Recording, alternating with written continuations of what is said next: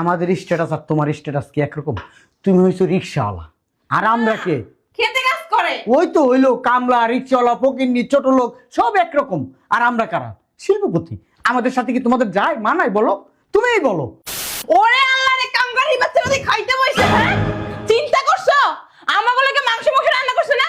ওটি যাইয়ে কলার খান, জোলার খান খাইতে বইছে। হ্যাঁ, বাপ মেয়ে দোনোটা মিলে খাইতে বইছে। কি রে আকুক্কা, কাঙ্গালির বাচ্চা, কাঙ্গালি ফকিরে ধরে। কেরা দিলা জানোস না? ওই বান্দি, তোরা না কইছি আলমারি তালা মেরে রাখবি?